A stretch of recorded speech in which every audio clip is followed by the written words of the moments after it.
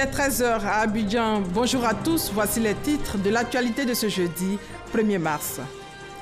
Premier journal du mois de mars, réaménagement ministériel. Souleymane Diarra-Souba, ministre du Commerce, devient le ministre des Mines et de l'Industrie par intérim. Il remplace Jean-Claude Brou, nommé à la présidence de la commission de la CEDEAO. Hier, c'était son dernier conseil des ministres. Parmi les décisions, la réduction du montant du document unique de transport et une communication sur les bacheliers orientés. Retour sur le conseil des ministres d'hier dans ce 13 h.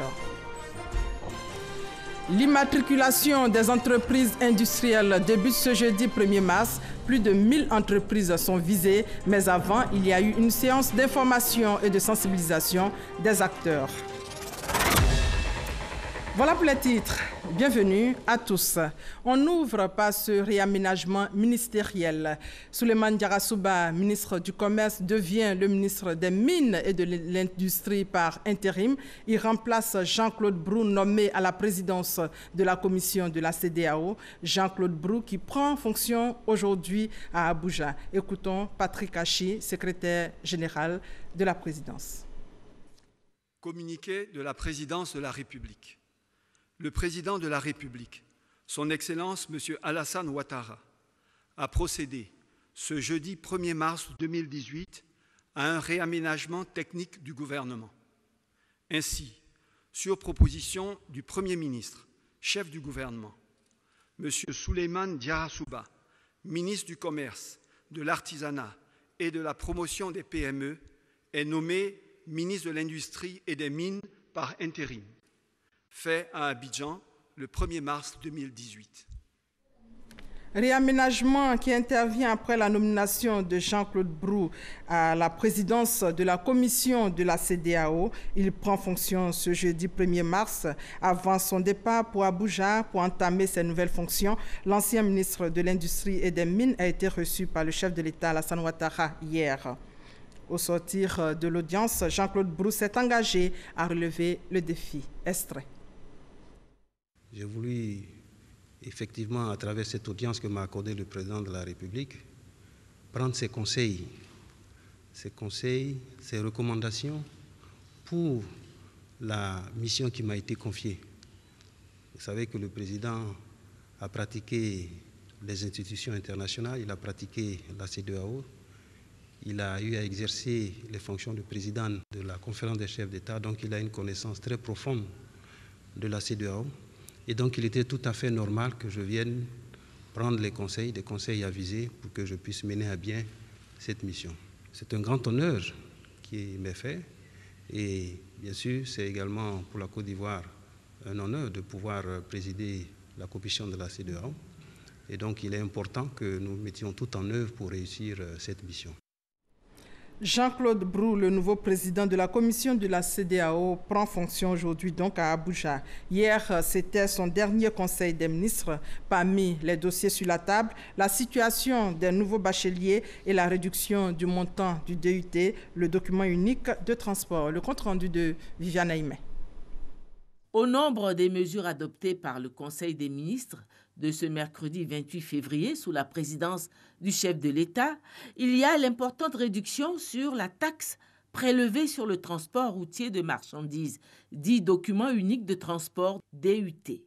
Cette taxe passe désormais au montant unique de 500 francs.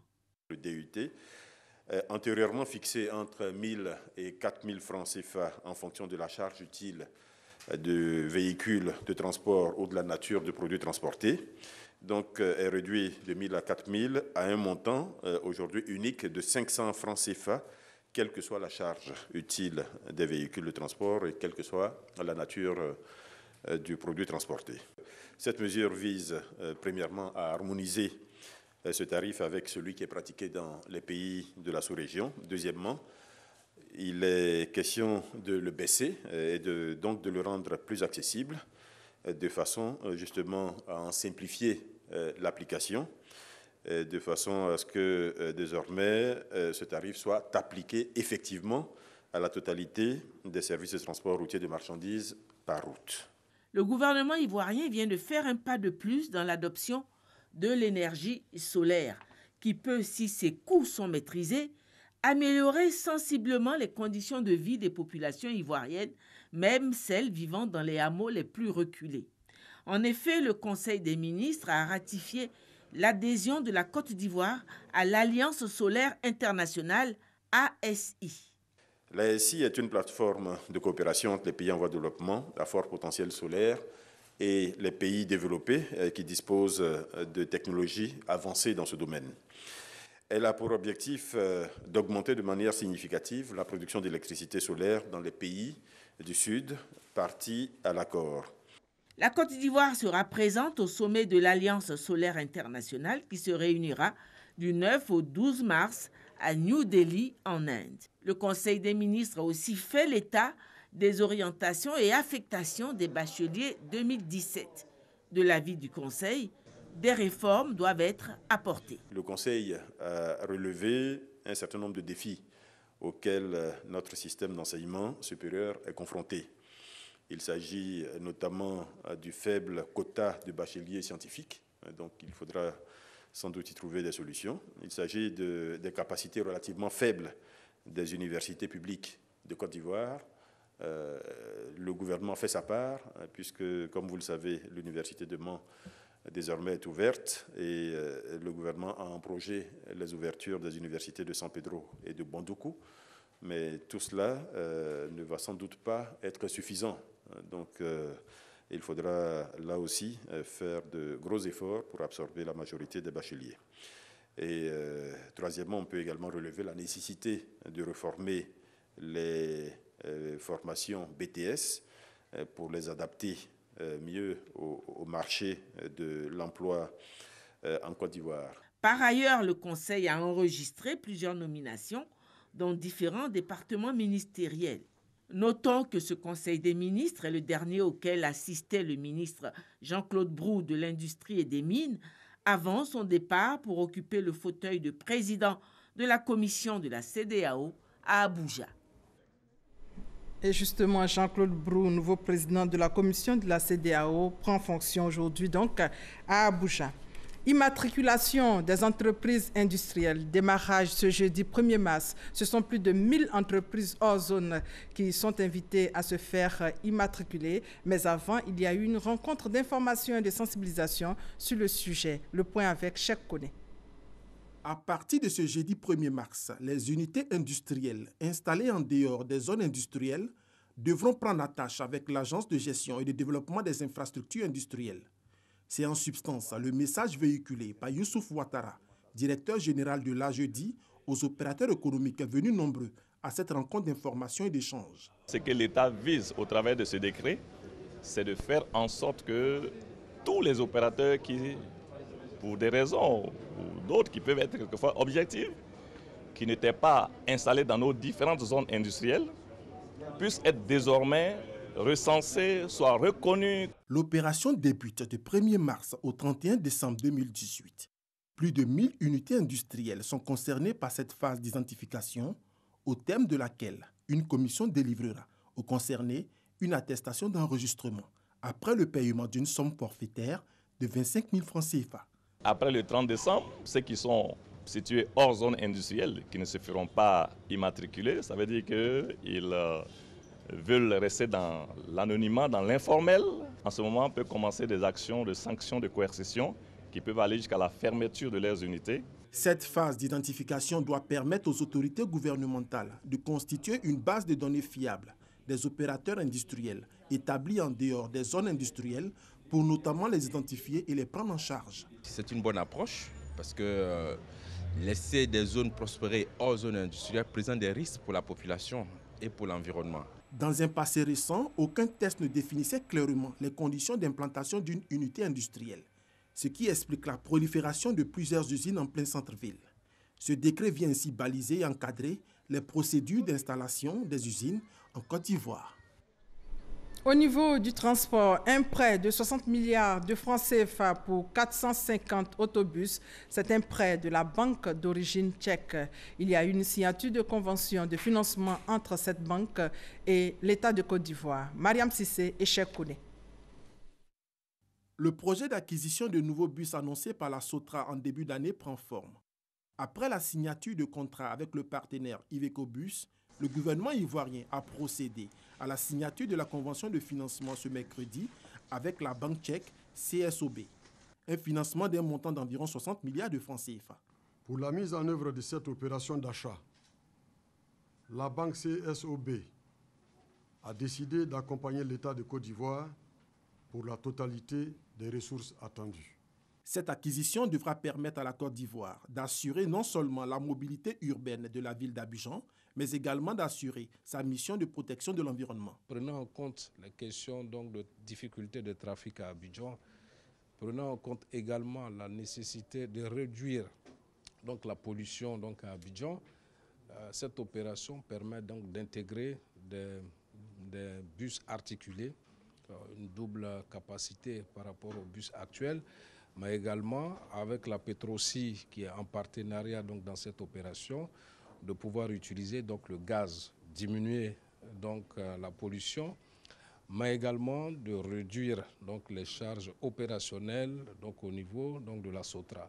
Nous sommes convenus qu'avec Iveco, nous allons donc travailler pour que SOTRA Industrie puisse donc commencer à faire du montage donc, de véhicules de moindre capacité, donc on appelle globalement donc, des minibus. 450 autobus, dont 80 articulés, seront disponibles avant la fin de cette année 2018. Une acquisition qui devra doubler la capacité opérationnelle de la SOTRA. Des actions menées pour soutenir les PME, les petites et moyennes entreprises. Une journée a même été initiée. C'est la journée de motivation des PME, une journée qui vise à donner les outils nécessaires aux chefs d'entreprise pour faire face aux challenges et être plus compétitifs. Nadia Edja et Cheikh Kouné. Des facilités offertes aux PME pour exporter sans droit de douane vers les États-Unis. 5 milliards de francs CFA ont été décaissés par l'État depuis août 2017 pour aider les chefs d'entreprise féminins.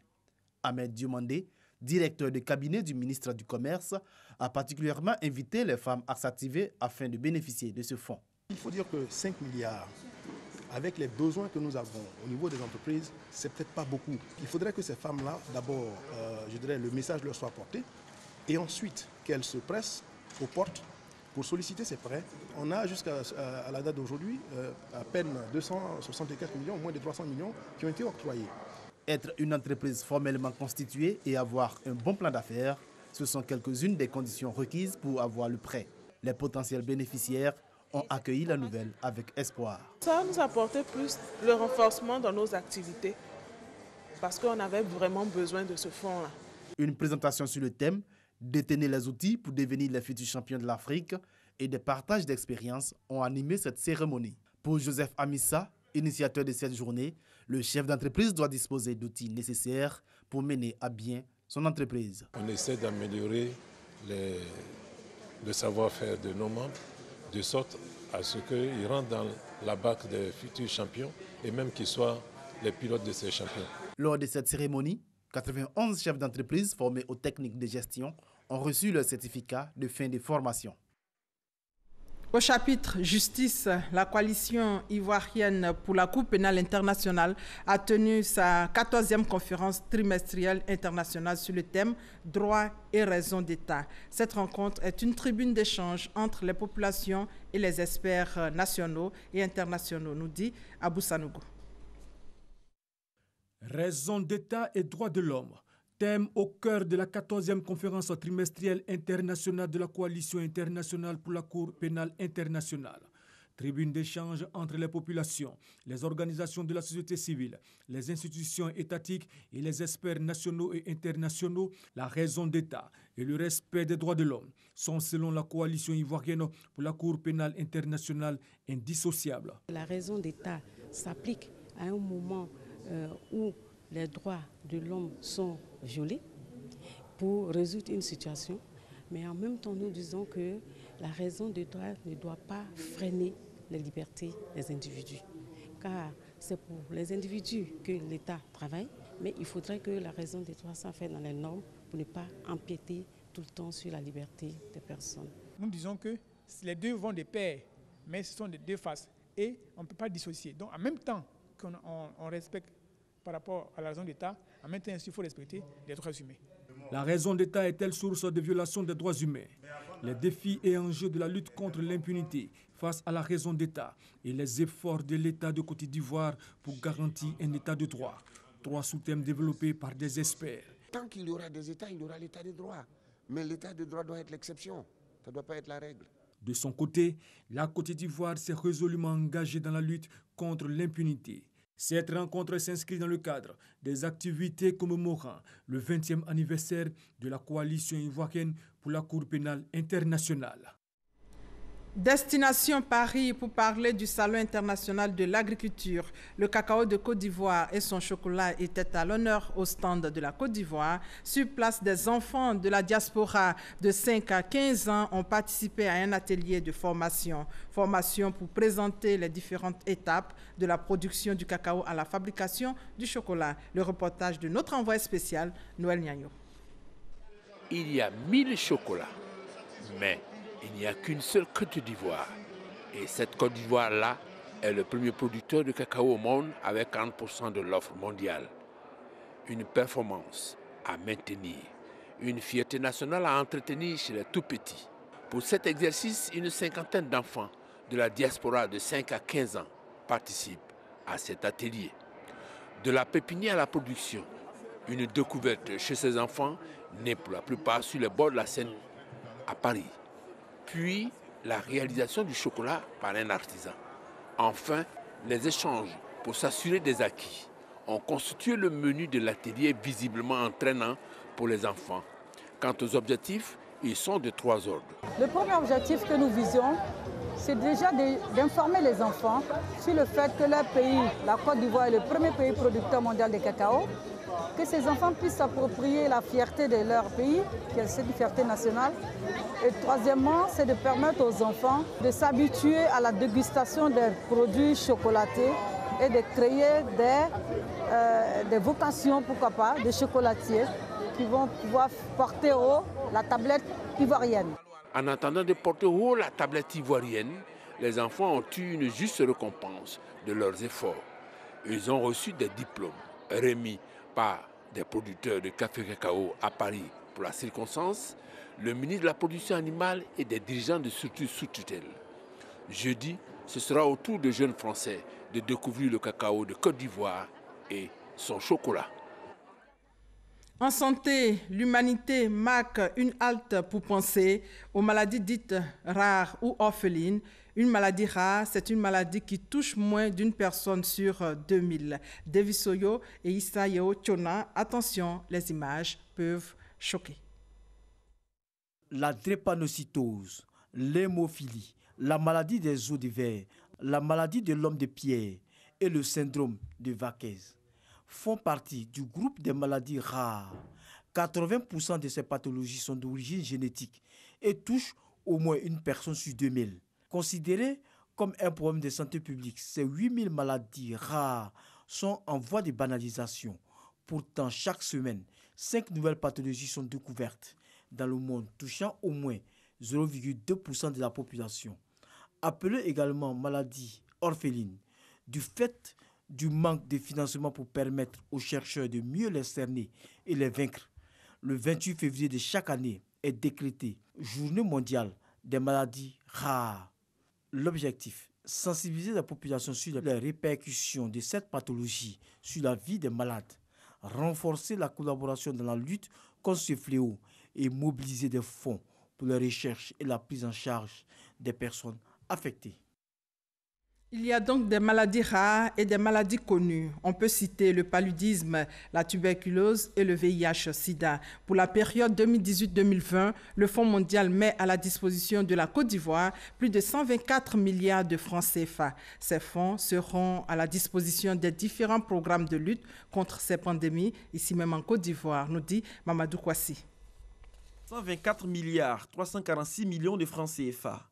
C'est la subvention accordée à la Côte d'Ivoire par le Fonds mondial pour lutter contre les 3 grandes pandémies, c'est-à-dire le paludisme, le sida et la tuberculose, sur la période 2018-2020. Le programme de lutte contre le paludisme disposera d'un peu plus de 112 milliards de francs CFA, pendant que 8 milliards seront affectés à la lutte contre la tuberculose. Les 43 milliards restants reviennent à la lutte contre le VIH-Sida. Pour la mise en œuvre de ces subventions, Le CCM Côte d'Ivoire a choisi 3 bénéficiaires principaux pour le volet public et 3 bénéficiaires principaux pour le volet communautaire. Pour l'atteinte des cibles, ces bénéficiaires se feront aider dans leurs tâches par des sous-bénéficiaires répartis sur toute l'étendue du territoire. L'une des particularités de ces nouvelles subventions est la composante RSS, c'est-à-dire le renforcement du système de santé, qui sera essentiellement portée par le cabinet du ministère de la Santé, et cela a justifié la création d'une unité de coordination des programmes du Fonds mondial au sein du ministère de la Santé. C'est l'aboutissement d'un long processus participatif entre la Côte d'Ivoire et le Fonds mondial, soutient Sonia Floris, gestionnaire principal du Fonds mondial en Côte d'Ivoire. Les subventions nouvellement signées vont permettre de consolider les résultats déjà atteints par la Côte d'Ivoire et accélérer l'effort pour le contrôle de ces épidémies. Dans cette optique, nous savons tous qu'investir dans la santé est essentiel pour réduire la pauvreté et encourager la croissance économique. Le directeur général de la santé, représentant la ministre de la Santé et de l'Hygiène publique, invite tous les acteurs à la rigueur dans la gestion de ce fonds, afin que cette subvention puisse véritablement profiter aux bénéficiaires. Depuis 2003, c'est environ 263 milliards de francs CFA que le Fonds mondial a apporté à la Côte d'Ivoire dans la lutte contre le triptyque, paludisme, sida et tuberculose. Dans l'actualité également, ce soir, après le journal télévisé de 20h, un nouveau magazine sera diffusé sur nos antennes. 52 minutes pour comprendre, c'est le bébé de la radiodiffusion télévision ivoirienne qui sera diffusé tous les jeudis en 15 après le journal de 20h. Donc, premier numéro donc à 20h50 et c'est un zoom sur la compagnie ivoirienne d'électricité. La Côte d'Ivoire veut s'inspirer du modèle brésilien. Une délégation du Service national d'apprentissage industriel du Brésil est ici en Côte d'Ivoire. La mission a duré 2 semaines et fait suite à celle effectuée en octobre 2016 au Brésil par une délégation du secrétariat d'État chargé de l'enseignement technique et de la formation professionnelle et de la Banque mondiale. Regardez. Installation d'unités mobiles par endroit pour rendre plus efficace la formation par apprentissage. Et réhabilitation des centres de formation professionnelle existants. Formation des encadreurs, des centres de formation et innovation technologique. C'est en substance les termes d'un futur partenariat entre le secrétariat d'État chargé de l'enseignement technique et professionnel et cette délégation d'experts du Service national d'apprentissage industriel, SENAI, venu du Brésil. Cette mission brésilienne veut aider la Côte d'Ivoire à augmenter le taux d'insertion des jeunes diplômés dans les filières techniques et professionnelles. On a constaté qu'il manque beaucoup d'infrastructures ici, d'équipements, des matériels de travail. Au niveau de l'infrastructure, il faut faire des réformes, il faut faire des renouvellements et aussi les transferts d'équipements et des machines du Brésil jusqu'ici en Côte d'Ivoire pour que l'élève ait un plus grand intérêt d'avoir cette formation-là. On a un modèle vraiment intégré par les besoins du secteur privé et vraiment en consonance avec ce que l'industrie demande elle-même. Pour les responsables du secrétariat d'État, ce partenariat va répondre aux besoins de l'économie et rehausser la qualité de la formation technique et professionnelle. Nous constatons que le Brésil a développé ce mode de formation qui consiste à former les enfants 50% en établissement et 50% sur le lieu de travail. Et naturellement, un enfant qui est formé par ce mode de formation, quand il commence à travailler, il est compétent, il a toutes les compétences attendues par l'employeur. Le SENAI compte 544 écoles, 452 unités mobiles et 189 laboratoires. 700 000 industries y sont affiliées. La délégation brésilienne a eu des échanges avec la CGC et plusieurs autres groupements professionnels du secteur de l'emploi en Côte d'Ivoire. Elle s'est rendue également dans les villes d'Aboisseau et Beaunois pour y visiter des centres de formation technique et professionnelle. Et puis cet accord de partenariat district autonome d'Abidjan Île-de-France, c'est dans le cadre de la coopération décentralisée. L'accord consiste à poser les bases d'un vrai développement économique conjoint. David Soyo et Serge Collier. Par cette signature de convention, la région de l'Île-de-France et le district autonome d'Abidjan matérialisent leur collaboration. Ce partenariat va permettre de réaliser des activités communes dans les domaines de l'urbanisme, de la santé, du transport, du numérique et surtout de l'entrepreneuriat des jeunes. La Côte d'Ivoire a des potentialités énormes dans le domaine économique qui peuvent intéresser les entreprises franciliennes et qui peuvent encourager le développement des start-up surtout des initiatives tout à fait originales. Du point de vue culturel, nous avons beaucoup de choses à partager avec les autres pays. Nous voulons, à travers cette coopération, faire découvrir, en collaboration avec le ministère de la Culture, toutes les potentialités de la Côte d'Ivoire auprès de nos amis franciliens. Pour la présidente de la région de l'Île-de-France, cet accord de coopération est profitable aussi bien au district autonome d'Abidjan qu'à sa région. Le ministre-gouverneur Mambé et moi avons souhaité, dès nos premières conversations, que notre coopération soit un partenariat gagnant-gagnant. C'est pour cette raison que nous avons créé un réseau d'incubateurs francophones et qui est destiné à dynamiser l'innovation et la création d'entreprises à fort impact social et environnemental.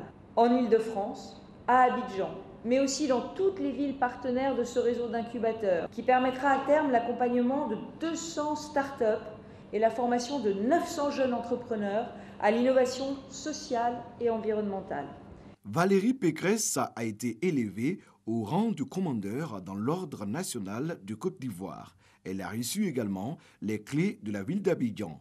L'Île-de-France et le district autonome d'Abidjan unissent ainsi leur destin pour les 10 années à venir.